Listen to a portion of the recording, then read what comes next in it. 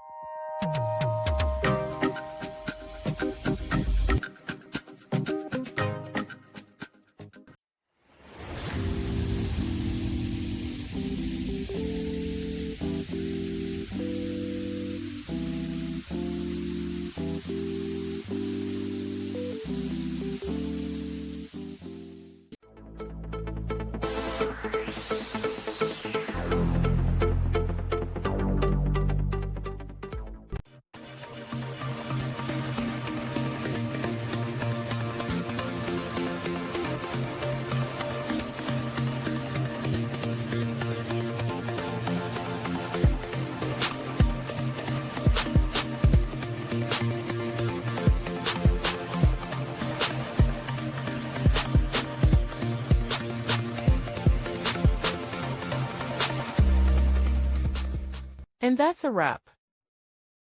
I hope you found the answer you were looking for. If you did, take a second to hit that subscribe button. It really helps out.